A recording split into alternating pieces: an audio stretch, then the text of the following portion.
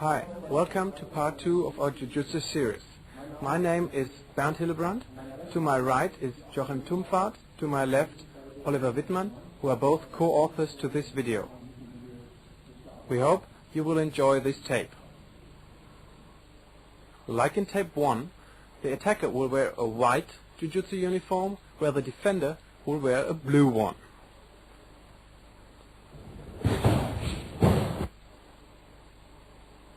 Training exercises for the long range.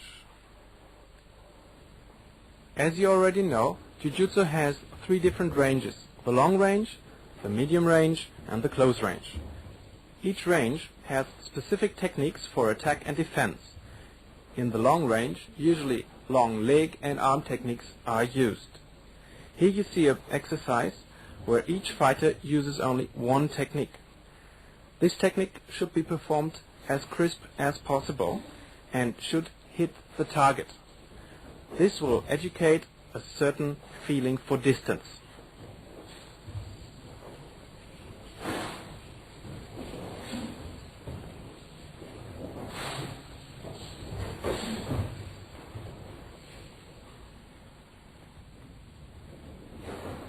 Now both partners exchange 2 techniques. Try to combine 2 techniques in a sensible manner and have slight contact. Slowly we come closer to the free sparring. You can practice without stress and prepare your students for the free sparring. In the following you will see few exercises with the coaching mitts. This exercise develops technique precision and speed. It's a relatively small area that has to be hit with greatest precision and speed. The trainer who holds the coaching mitts is responsible for the kind of combination that is to be hit. You will start with easy combinations and the level of difficulty will raise slowly. Those coaching mitts are good for 60 to 80% power. They are no good for any harder contacts.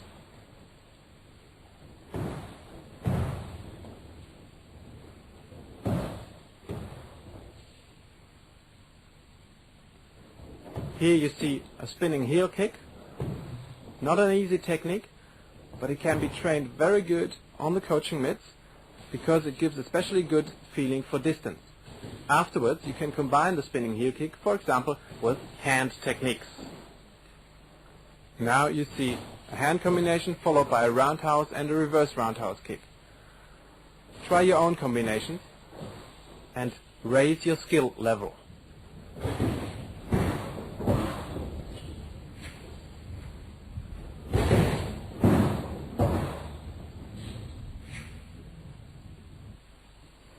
Here you see the use of the big pads.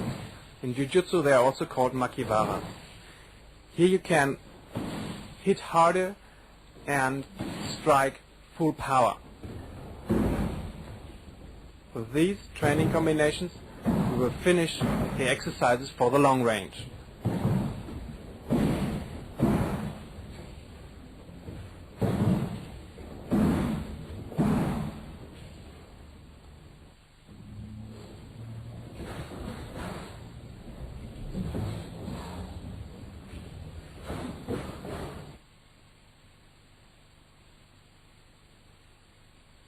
Training exercises for the medium range. In medium range, elbow and knee techniques are added to the hand and leg techniques. These are very effective techniques of the medium range, so they are very important for self-defense. Here you see an exercise where the 2 partners change 2 techniques each. Because they are very close, there is no retreat anymore. So keeping good cover is essential.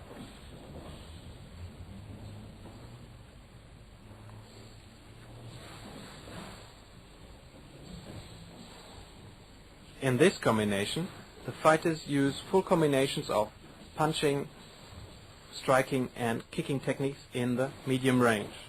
They try to find the gap in the cover of the partner and to place their technique there. This will enhance the cover work for the defender, and it of course will train the reaction. After this preparing drill, free sparring can follow in this medium range.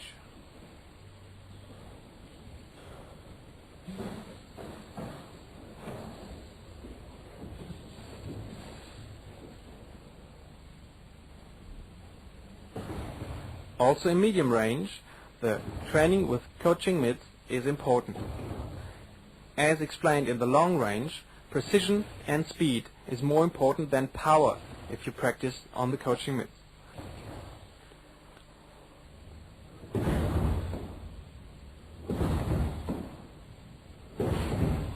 Keep a good cover after your strikes. Come back into your defensive position. The technical level can be raised if the trainer hits with the coaching mitts for the student. He has to evade and continue with his technique afterwards. This gives a good feeling for body mechanics while striking. The counters should be done at least immediately after the evasion or during the evasion. Now the trainer has one boxing glove and one coaching mitt. He strikes, the student evades and gives simultaneously an uppercut with his closer hand, followed by a knee shot and a hook. The trainer supports the coaching mitt with his glove hand when the student gives the knee. Once again, attack, evasion, uppercut.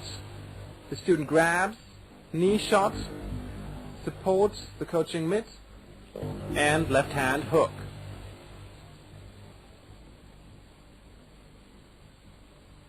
Attack, evade, uppercut, grab, knee. Both hands support the coaching mitt. Position the coaching mitt, left hand hook.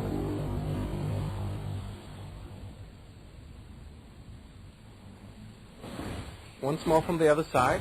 You can see the evasive move of the student very good here.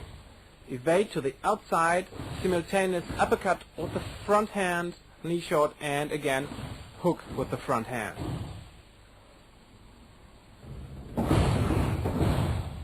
In this exercise, the trainer gives a hook, the student ducks, gives uppercut, uppercut, and elbow. Bob and weave, the hook, uppercut, uppercut, elbow.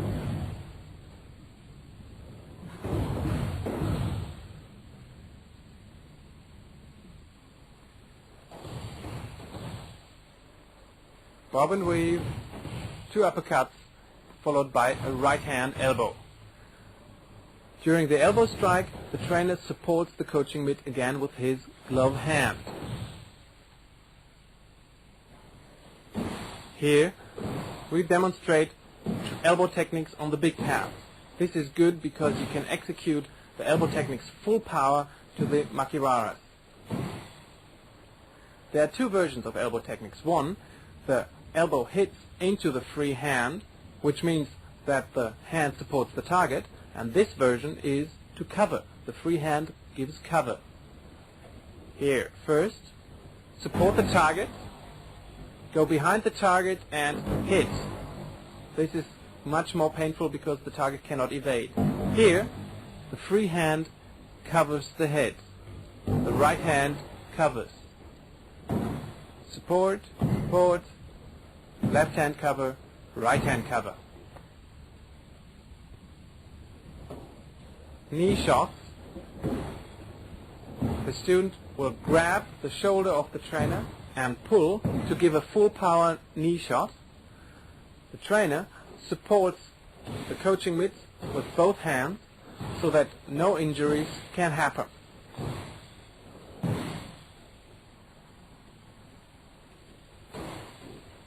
Here, combination of elbow strike, knee, elbow, knee.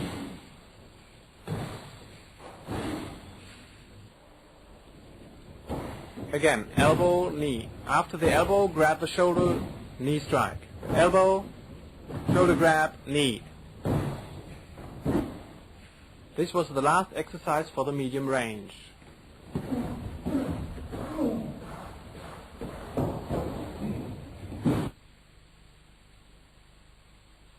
Training exercises for the close range.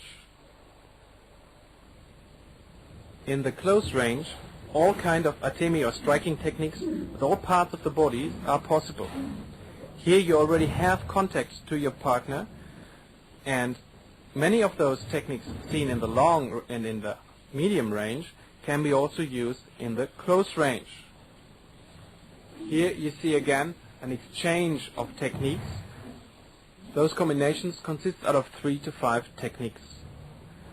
The more active fighter is the one that can finish the combination with a throwing technique, or he can also go down to the ground to continue to work the partner.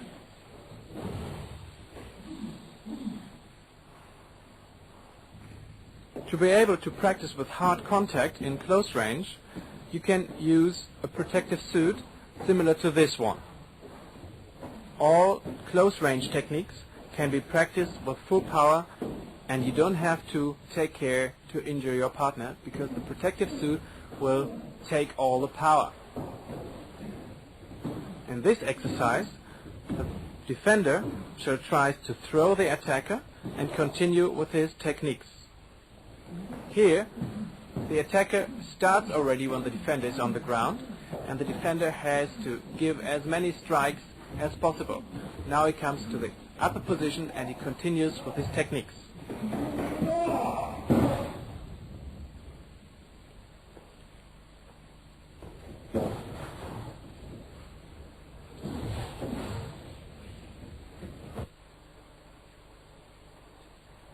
Training exercises covering all ranges. After we've trained the 3 ranges separately, now we have to combine them. The first step is this training exercise, where both fighters should try to move from long range over medium range to close range technique. The transition from one range to the other shall be very fluently. The right timing, feeling of rhythm, and to choose the right technique in the right situation is practiced here.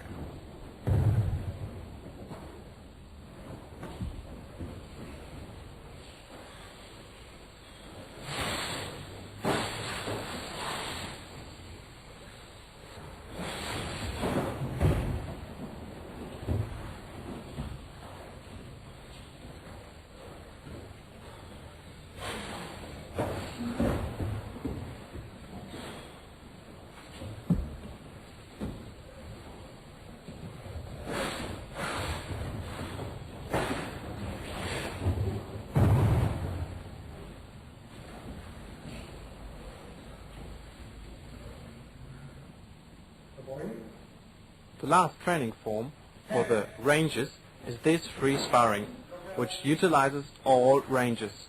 Highest priority is that the partner is not getting injured. Both fighters should keep that in mind. The trainer shall play the referee or umpire to be able to stop the fight if it's getting too rough. Especially in this sequence, you can see how flexible jiu-jitsu is.